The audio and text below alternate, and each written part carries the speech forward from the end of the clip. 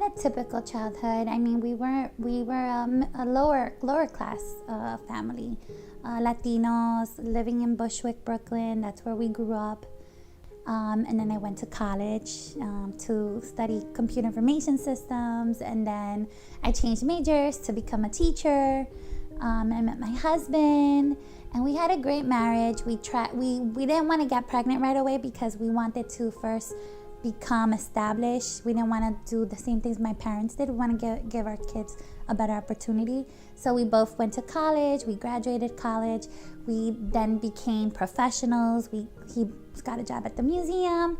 I became a teacher, and I was escalating through that ladder, and we were living great. But then we were like, okay, now it's time to have a child. So we tried to get pregnant. We struggled to get pregnant, but we ended up getting pregnant. And once I gave birth, that's when it all started. That's where my journey started. I just remember feeling really weak and sick. And I remember maybe like a few days later, I got a fever. And I got like flu-like symptoms. I was really sick. I had a fever. I was shaking. I got like a rash all over my body.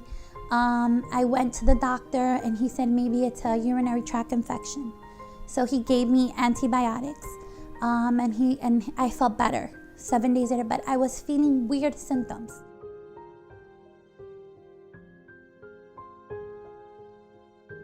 I gave birth June 24th.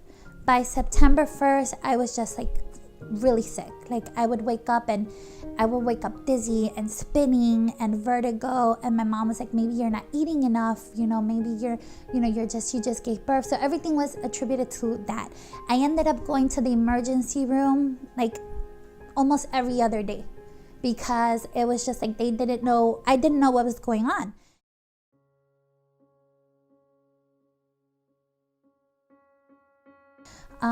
And so then I remember going to my general doctor, and thank God for him. I feel like God put so many people in my journey that helped me. And so he gave me the Western blot. And then the doctor was like, you have Lyme disease, so you just have to let it go its course. I took the 3 weeks medicine, and I did feel better for about a week. Then after that, I was worse than ever. I mean, I couldn't, at that point, it was just like you're living a nightmare inside of your body. No one can understand what you're feeling, and they're looking at you like you're crazy. That's what everyone made me feel like. It was postpartum depression. I'm like, I'm not depressed. I'm happy to be a mother. I'm happy. I want to, that's not it. From September to February, I actually went to various doctors because I kept getting worse, and I just needed to. I had a doctor in Connecticut. I had a doctor in New Jersey. I went to Pennsylvania. I mean, I went everywhere. So by December, I actually got the worst. I got really sick. I couldn't move. I couldn't even use the bathroom anymore by myself. My husband had to. My mom and my dad, my husband, they would help me. I couldn't even hold my son. It got really, really bad. And I had to stop working at that point. But thank God for my job. They were also very understanding.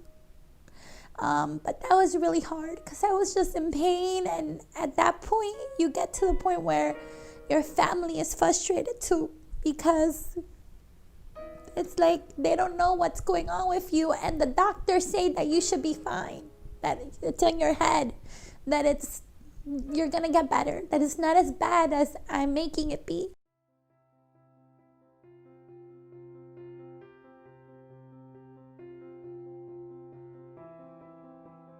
So at that point, I'm doing research online, and I'm trying to find people who have been here. And I remember what Diane told me. She said, it's gonna get expensive, Kim, but you're gonna get better. And believe that. And trust in that. And don't think about the money, because when you have your life back, there's no price on your life.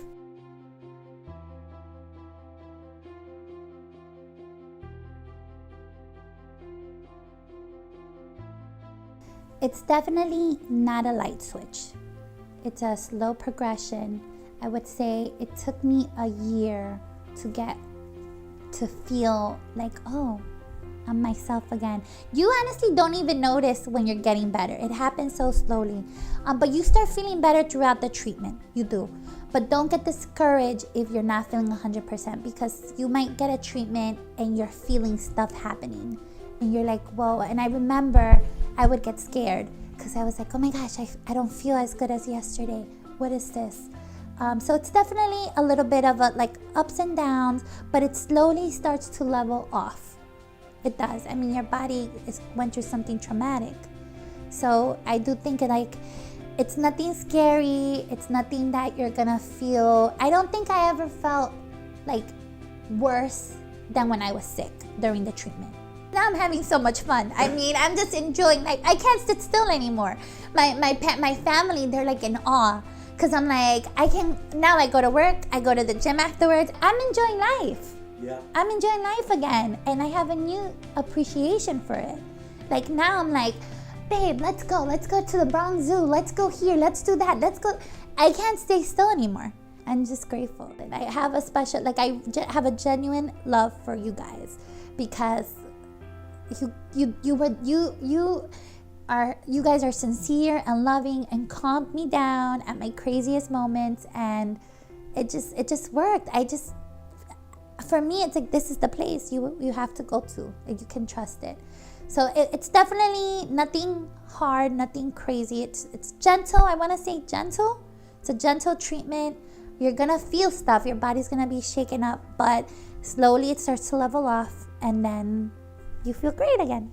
And that's how I feel. I feel great.